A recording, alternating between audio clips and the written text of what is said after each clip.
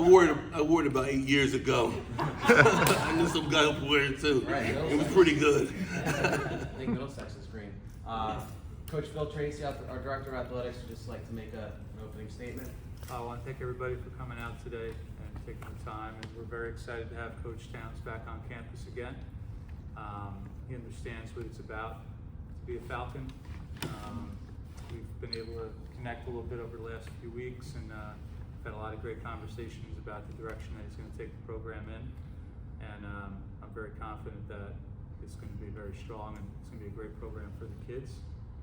So we welcome Coach and we welcome your philosophies and your concepts, and we thank you for coming back and sharing that with our boys, and it'd be great to work together.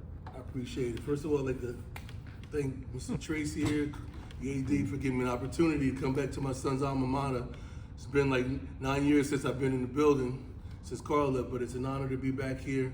It's an honor to come back and try to get the program back to the promise that when I left here 9 years ago, when Karl and I were winning TOC championships and doing everything was to make the school the national power it was. People always ask me why I go back to coaching. You know, I was sitting there and, you know, you watch your son be successful, and my time with Karl is always, that's my son. There's always gonna be like that. But we were sitting down talking, me and Karl was, and I saw the opportunity when they said they were needing a new coach, and I said, Karl, you know, I ain't been coaching in a while. And you know what he told me? That's in your blood. I watch you coach me on the sideline in the league, bro, so I know you know what you're doing. So I called up, I said, I'd just like to come in and, you know, talk about an interview for the job.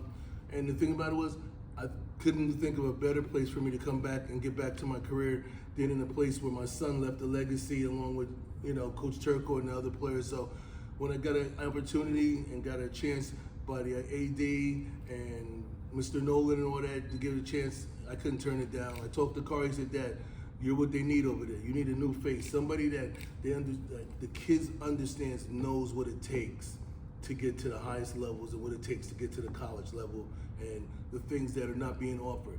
And like I told, and I'll explain to you again, and I explained to the AD here, ain't nobody in this for the money. For me to come back to coaching means that I'm coming back for the kids. I'm good. I was sitting home. I could have sat home the rest of my career. Number 32 had me. He got me, so I'm good. I was good. But when I told him I wanted to go coach, he said, Dad, you know what? Young generation needs somebody with a positive, who could be a role model, because you're only not there for basketball, you're there to help kids get in college. And you know, I just had a conversation here recently. I was just telling a couple of administrators here, there's talent on this team. The problem is, I don't think the talent is being shown to the public. I don't think they're given their opportunity to be put out there and displayed. And that's what I came to do. I want to see kids go to school for free. I want to see the school be successful. I want to just do whatever it takes for the school to get to the next level. And that's why I came back to coaching. All right, nothing questions, nothing? So what is the plan for over the summer? You said these kids have a lot of talent, but how are you going to unlock that within them? We're going to practice hard. And I say that in the philosophies, these kids are going to be treated like if they're at the highest level. They're going to get the best of everything from us. They're going to get property. Here's my philosophy, and not everyone has it. You could go to all the tournaments you want. Our kids need to be skilled. Because if you're skilled, you're going to college. I talk to coaches all the time. Kids need to be developed. You can't put kids out there with an unfinished product, because it's going to be bad or detrimental to the kids that are behind them. So we need the kids at the top to be fully developed so they can be the role models for the younger kids. So the best way to do this is to treat them just like they're unsanctioned professionals. Give them everything they're supposed to get, introductions, proper. We gotta treat them like if everything is on the mind. Every kid on the team, in my opinion, is a senior. We're trying to get you to school. So you gotta bring it every night. We can't be, well, 8 guys good, because I have a philosophy, and I told the kids, and I'll tell them today, I'll play a freshman if he's gonna help us win. Because every time they win, a senior wins. It's easier to get you in school when the record looks respectable. And they said, who are you gonna play? We're playing everybody. It ain't about winning or losing. If you compete, you got to use the school that you're playing as a stepping stone for a kid to get in college. Because if we get out there and battle, there's a kid on the opposite team, or 2 or 3 that are scholarship kids. Every coach can't get every kid on that team, but he can see one of our kids could be useful. So why not use their school as an opportunity for one of our kids? Are we gonna win games? Absolutely. Because that's all I know how to do is win. Are we gonna struggle? Absolutely. Because you're trying to build something from the bottom up. Like I was saying, I'll be honest, I won't know what these kids got until the end of this week. We'll practice and we'll go to the live event and then we'll evaluate. The events don't mean that much to me because I can pick up my phone and call people, as I just showed a minute ago when I picked up my phone. If I need to get a coach in here, I'll say, Coach, I think you better look at this kid first. Because when I open the door to the open things, I don't know. Coaches are gonna come based on the fact, I'm never gonna put my name out there on no kid unless I know the kid can help somebody. I didn't even do it for my own kid. Because Karl got his scholarships based on we worked in the gym. And we were just having a talk. Do you know that Karl only played in one AAU tournament? And he ended up being the number 1 pick in the draft. So does it matter how many tournaments you go to? It matters how you are in the eyes of the coaches when you play in a tournament. And I think that people lose the philosophy.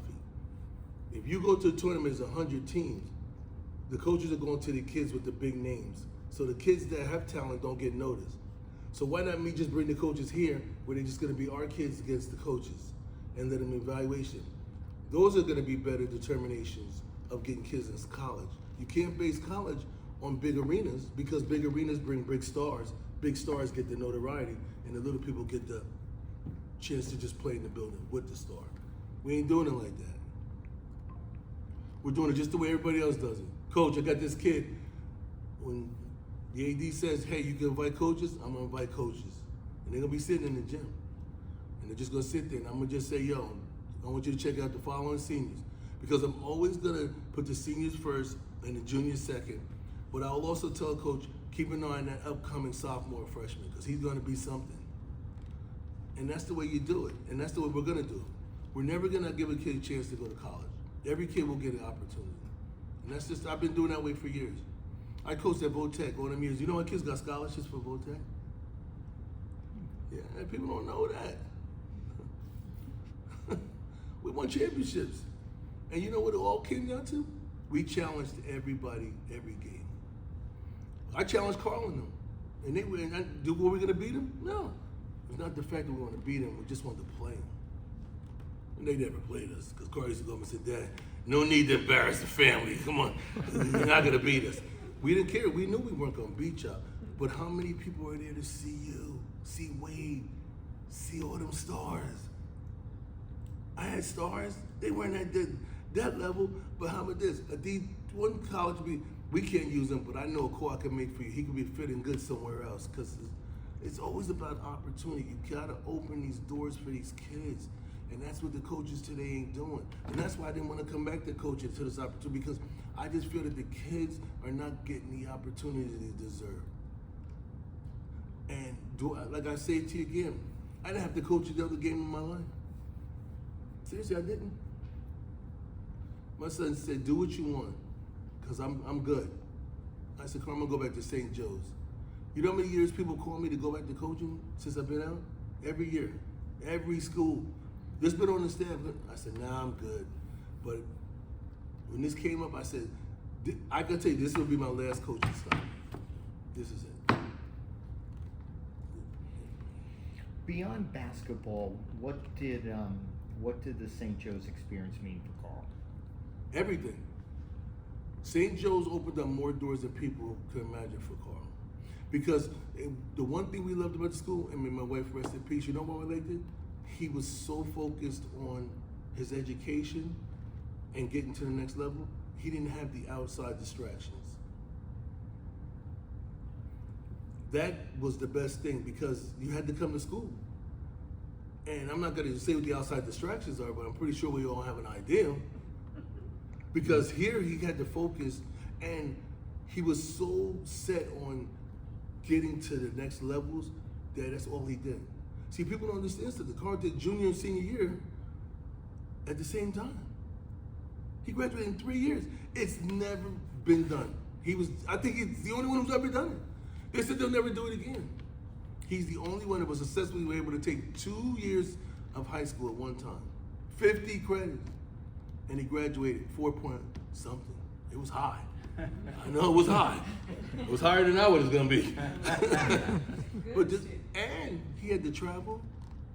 He had to go to all those camps, All-American camps, Nike Hoop Summit, and he was everywhere he went. He had his books. He studied. You know, when people were fooling around doing stuff, he was studying. When people were at lunch, he was sitting in the office with Mr. Fisher. Yeah. Him and Fisher was like father and son. They got so close in that one year because Karl was in there every day eating lunch, hanging out. I think Karl used to take appointments for him. No, because that's what it was. And that's what the experience was him. And that's why he carries it all to this day. And for my son to go back to his alma mater meant a lot to him because he's there when I get all the calls about coaching. He said, Dad, that's the place you need to be. And I think that's what put me over the top when my son told me to go back to his alma mater and get him back to national prominence. And I said, that's all I needed was his support.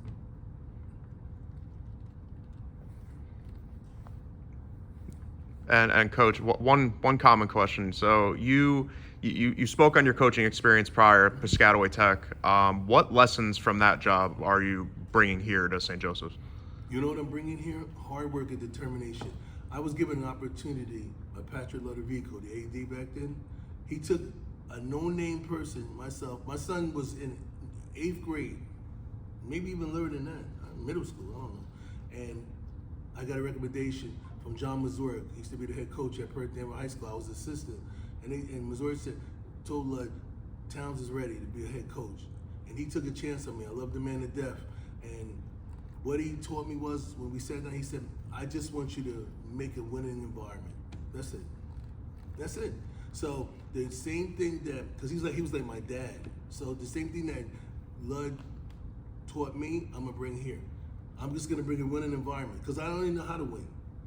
I mean, like I said, are we gonna have tough days? Absolutely. Are we gonna win? Absolutely. Because you know what? We'll fix what's broken, mend it, put it together, and make it work. This first year is gonna be a struggle. But I can sit here and tell you, year 2, 3, and up will be just fun. Because at Votech, my first year, we were terrible. No, we weren't. I didn't know none of the kids, just like here. Next year, look what happened. Champions. Because you gotta build up. Because see, that's why I'm not high on summer tournaments. I'm just not. I need the kids in the gym. I need the kids to dribble, learn how to pass. Between us, I need the kids to respect and play with each other and have confidence in themselves. That's how they're gonna win. Because AAU, I'm not gonna comment on, but remember, every kid is getting hit with a different philosophy by a different mentor, and then I gotta try to bring them all into my philosophy. But if they stay with me for a whole summer, there's only one mentor. There's only one leader. There's only one person in charge. And there's only one way. My way. And that's what you gotta embed in them. That no matter what you hear on the outside, when it's all said and done, I'm in charge. Because I'm gonna be the ones to get the people in the gym. AAU, some coaches may call, some may respect you. See, I'm gonna respect you. Because again, the philosophy is to treat every kid like they're professional.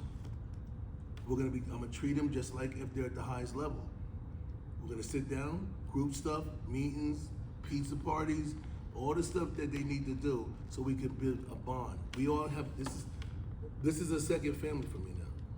These 36 kids that we're gonna have employed from freshman to varsity are my kids now. My wife, well, She wants to make cupcakes. I told her, this ain't Betty Crocker. Make 37 cupcakes. Oh, she is. She said, should I bring cupcakes to practice today? I said, no. She said, but why? They're going to be hungry. We'll have water. She wants to do this. It's like, she's like, ah. I said, honey, just relax. She said, we gotta have a cookout for him. I said, we do? Why? She said, because we gotta do like summer stuff. It's summertime. I said, honey, we'll have a cookout. We'll have a cookout. Whatever you want. You know what it is? Because she's a mom. And to her, every kid is a kid. So she wants to treat it like I did. And she knows how I was. Even at Votech, I had pizza parties.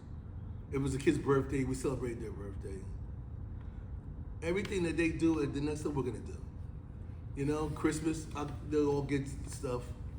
Because you gotta treat them like you care. And I think that's what we've lost. Too many coaches are about, I can say this because I can get away with this. You know, a check. See, I don't need a check. What do you think will be the hardest part? Getting their mindset on St. Joe's basketball after coming away from AAU. It's always going to be hard because you know why? And I say this. Coach is going to sit in the stands and chastise the coaching that's being done. Because the kid's mindset is like, this coach in the stands knows more than the coach that's coaching me. Why am I listening to him? Here's how I counteract that. Take care. Bye. If you think he can get you in school and you better, this ain't the place for you. The stands will never run the court. The parents will never run the program. Remember I said, listen, I got no problem telling a parent, hey, look, we're trying to help your kid. We're not gonna get into the he say, because I don't argue with parents. I'll tell you, you're gonna see a whole different thing. A parent could be in the stand going crazy and I just stand there. For what? Because when it's all said and done, who's gonna make the call to the next game again? Me. So there's no reason to get upset. Because I give parents the same respect I give their kids. Before the season starts, I have a parent meeting. Yeah, I'm gonna say, Miss Tracy, kids ain't coming tonight. We're having a pizza party. Every kid needs to bring their parents to a meeting. And I will sit at that podium. See that podium over there, whatever it is? And I'll say to the parents, anybody want to say anything to me or the staff? Get it all out now, because tomorrow night, can't nothing be said. You want to speak to me again? Last game of the year. Congratulating the seniors, congratulating the kids. But that in-between stuff, it ain't happening. It's just not happening. And listen, I love this man to death. He'll be yielding them calls, not me. Never. Well, and we've just seen this, right? We've seen this in a couple instances of legendary coaches who just said, Bye. That's the way. Listen, you don't get on my from all them coaches that had Karl, and I know over the years, Coach K, Cal. I've been having these meetings with these guys for years, because they're always calling me. Actually, in all the years when they went to Karl, you know how many calls I got from these guys saying, "Is there another kid? You know this kid so and so? Yeah, he's pretty good. Okay, all right. Thanks, Towns. All right, I'm gonna go check him out." I learned the same philosophy. You cannot get into any type of verbal dispute with a parent, because in the minds of parents, they think that all their kids are going to the NBA. But on June, I see right there, June 25th, you know, I'm the speaker at the NBA, what's it, draft. I walk into the meeting, the first thing I say, every kid's not going to the NBA. I let the parents know right up the bat. They're not. It's not a lie. There's 100 parents in there. Well, they got slots for, people don't understand how the NBA works. There's 30 paid spots. 31 is the worst number you could be. Because the first 30 are guaranteed. 31 to 60 is based on, you know, the team. Salary caps, there's a lot of things people don't understand. And a lot of these parents don't understand that. And that's the same thing in high school. I can break it down to you. 36 kids will play St. Joe's basketball. Here's the part y'all fail to realize. No kid's gonna get cut. The kids that don't make the team will come another day and practice with the coaches to work on fundamentals that they're not good at. During the year, things happen. This is our farm system. We gotta bring a kid from the farm system up to the team because little Ricky got hurt. You can't cut kids. You gotta give kids an opportunity here. Now we all know, sitting here, there's gonna be 30 freshmen, maybe 40 at trial for the team. That's okay. Because on Sundays, I do instructional for other kids outside. They'll all have to come. If you want to play St. Joe's basketball, you got to do the things necessary to get on the squad. You don't cut kids. You got to give them an opportunity. You got to take them out. See, I don't have a problem going on Sunday to all seasons because I would never bring them here because I don't want them to get used to this philosophy. Because if you bring them here, you let them believe that there are opportunities coming. It's not. We're doing you instructional because we want you to understand that you need to learn how to dribble. This. We got to get your mindset. The 36 kids that play had the right mindset and the ability to play for us. As the year goes on, every JV kid, I was sitting and said, you could write this down, will sit on the varsity bench.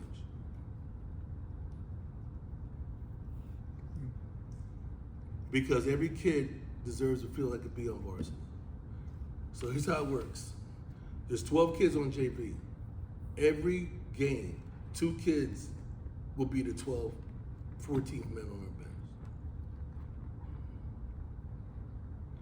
We'll have 12 dressed varsity, because the varsity will never, JV kids will never play varsity. If it's 12 varsity, that's the varsity.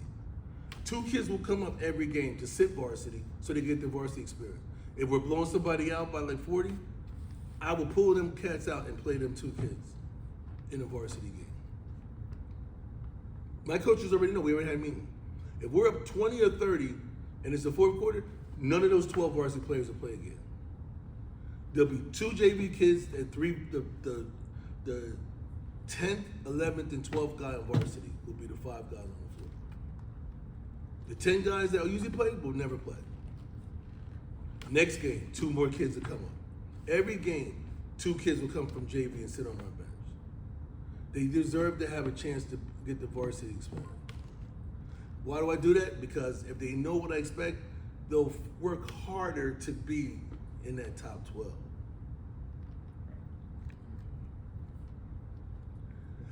If 2 varsity players go down, 2 JV players will move up, 2 freshman kids will move up, 2 kids from instructional will come on. You gotta play with your farm system. When the 2 kids been better, we reverse back. As long as these kids is out, these kids stay out. The 2 kids that go to varsity from JV will now be permanently on varsity. The 2 kids that were freshmen become JV players. But here's the best thing they have. If this kid is out so long, don't forget we rotate 2 guys. Those 2 freshmen are gonna end up eventually be on whose bench? The varsity bench.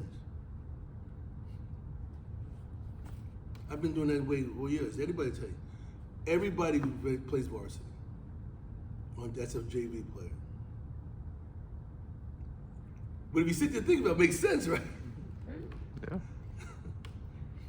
You don't want to have 5 seniors graduate and be. Exactly. Because if the JV players start learning how to play varsity, I don't got to worry about bringing any of them up to varsity the following year because they played it. So they already know what I expect. And they'll work harder because, again, what was my philosophy when they get in? I'll play a freshman and we're going to win. So them cats are going to be battling.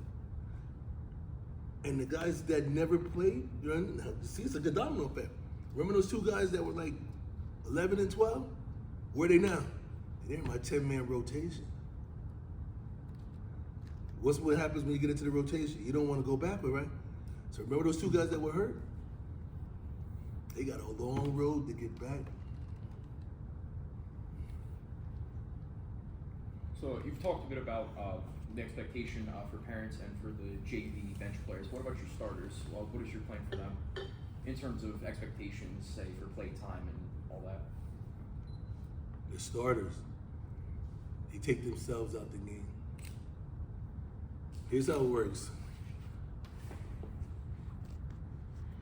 There's 10 varsity, there's really 12 on the team. There's 10 guys. There's 12 guys, right? 2, 4, 6, 8, 10, 12. 11 and 12 is one group. Remember that. I'm gonna start there. There's a guard, there's a point guard, and a reserve point guard. If this guy ain't doing it, we replace it with this guy. Everybody got a replacement. So say if Mr. Tracy has 2 fouls in the first quarter, his replacement knows to leave and get on going to. You don't even have to stop and talk to me. Get 2 fouls in the first quarter, that guy is off the bench. You don't even have to tell me nothing. Because I'm already reading the game. He got a second foul in the first quarter. So when I see the guy running in front of me, we all know why he's going in the game. He's in foul trouble.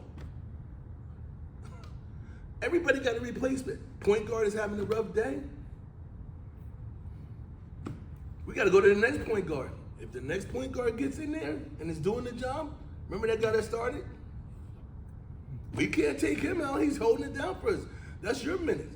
You only lose minutes based on how you're doing. If a varsity player puts his hand up, starter, we know he needs a break. We're going to take him out the game. Here's my philosophy about substitutions. I'll tell you, it's a whole different regimen. Them cats are being told in the meeting how we do the game. You see your guy's hand go up, go to the table. You know, I don't have to turn and say, go in the game. His hand is up. He's telling his replacement, I need a break. Go to the table. You don't have to stop and say, Coach, I'm going in the game. We all know, we broke it down. Hand up, replace him. 2 fouls, replace him. The coaches that are on the bench will never confer with me because that's what they're there to do. He pays them the same way I pay. I already said it to me. I'll tell the kids today. Everybody laughs because they think it's a joke. I'm never going to get on kids. If the defense ain't right, I'm going to get on the coaches.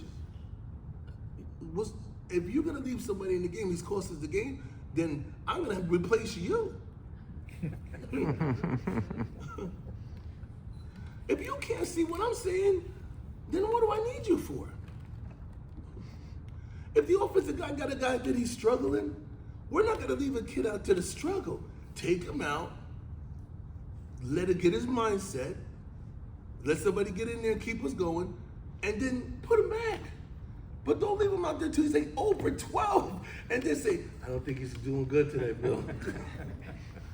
I'll be like, what? When did you realize that? When he was over 12? He's struggling. Put his replacement in the game.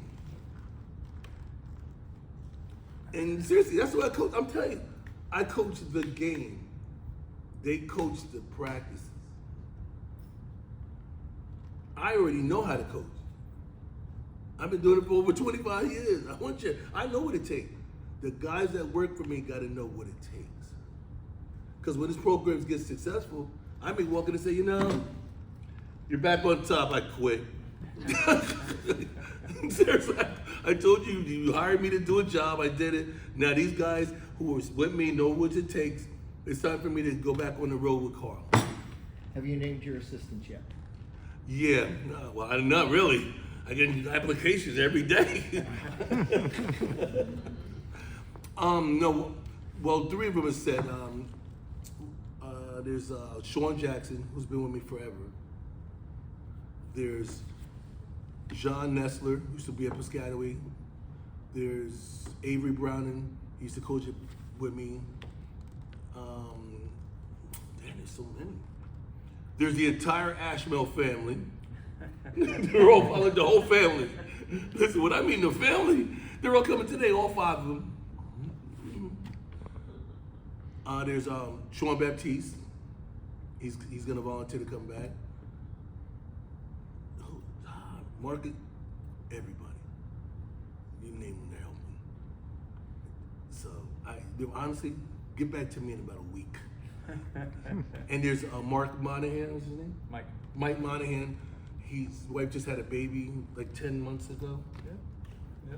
So he already called me and said it's maybe difficult for him. But I told him, until you tell me different, you're the freshman coach. We don't take food out of nobody's mouth. He would have to tell me, coach, it's tough for me right now. I can't do it. Nice guy. Here's my motto with everything. I do this for the love of the game, for the love of the kids. I don't stress over it. I won't take the game home. Never did, even with Karl. When practice is over, it's over. When the game's over, it's over. We just get ready for the next one. I want my AD here, if he sees something to tell me, listen, again, I'm just a face. I need everybody to understand that. I'm just a face.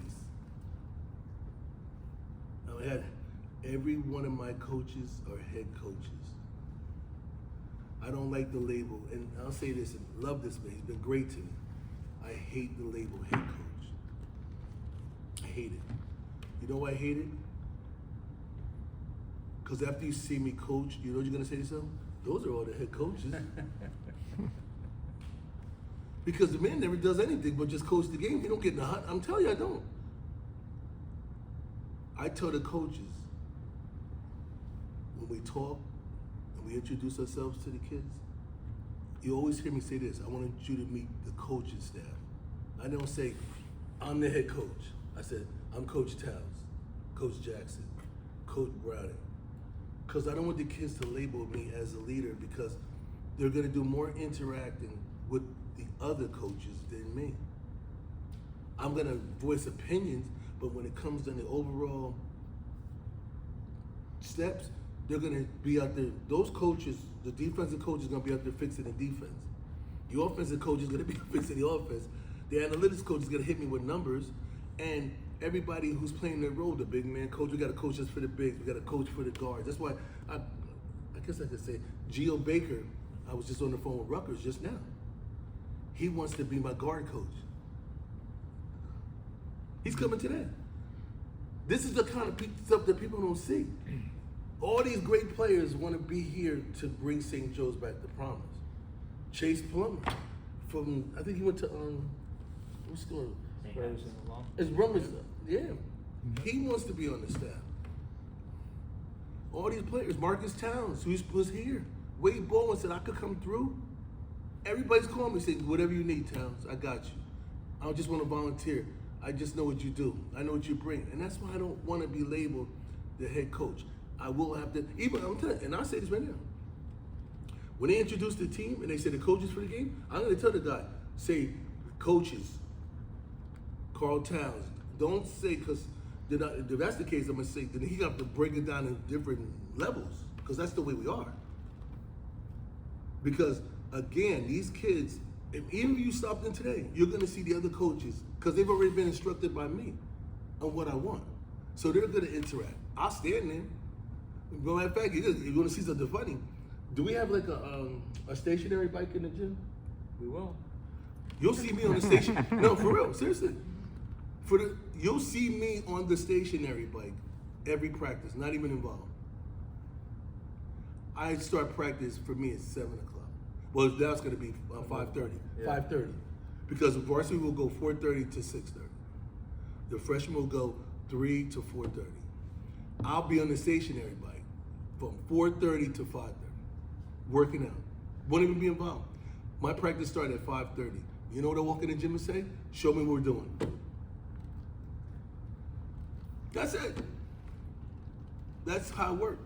And if it ain't right, I'll say we ain't doing that. I said, because he don't know what he's doing. And why is he even out there? Well, now remember, I got all these coaches now, right? I'm gonna say, why ain't one of y'all pulling him to the side with the notes and showing him where his drops are? Why is he still out there? Yeah, and I tell him, y'all knew I was coming at 5:30.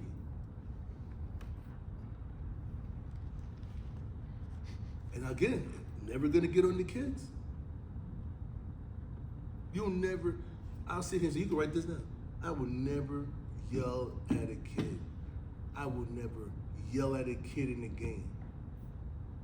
I will not raise my voice unless it's loud in the gym and I gotta say, call a play and it's gotta be loud. Because if it's wrong, I'm gonna turn and say, do you see what I'm seeing? So what are we doing? What are we doing? And you know, you ever see how, I'm telling you, we're treated like a pro. You ever see how those coaches get in a circle during the timeout? They come out there away from the team? That'd be me, and I'll just say this. Fix it, because it's not right. Go away. I'm telling you, guys, all my players that play for me, and 2 of them gonna be here. They're gonna say, that cat don't do nothing but talk to the crowd. It's like a whole different world. You're gonna be laughing at the time. He'll talk to parents. During time, I was like, how you been? Like if somebody's sick, I'll go to that parent during the time and say, how's your husband doing? You know, my prayers up for him. You know, if you need anything, call me. And they'll say, when I hear that, because I'm always listening to the horns, I say, okay, I gotta go back. And that's it. And I walk right past my coaches. I say, we ready? They'll say, yo, we fixed it. Okay, let's go. Because a coach has to depend on the people under them. And that's why a lot of these programs fail. Because too many coaches put too much emphasis on themselves and carry too much of a burden that you can't do everything. You can't call the defenses, call the offenses, call the out of bounds plays, call this.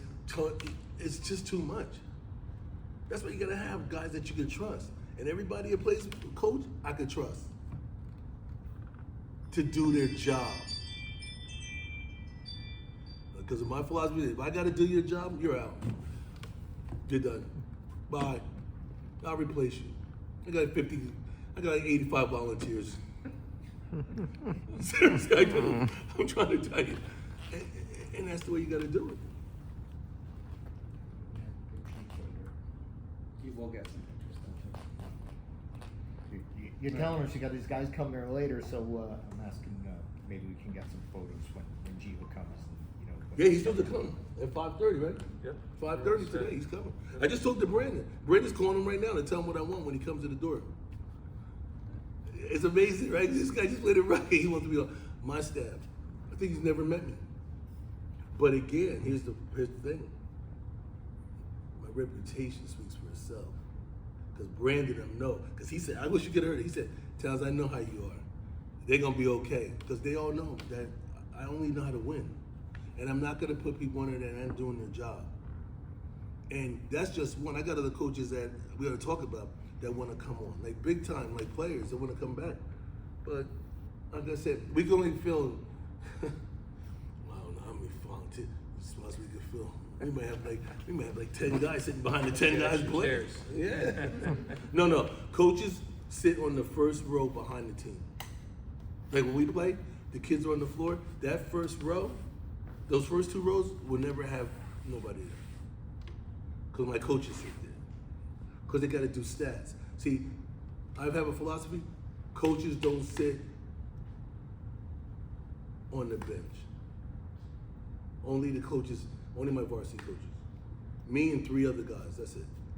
The other coaches sit behind the players. That's the players' bench. It's not a coach's bench. You'll never see 3 coaches here and 6 coaches here and players in the middle. Never. 3 varsity players, assistant volunteers sit behind because they're volunteers. They're not on my staff in terms of sitting with them players.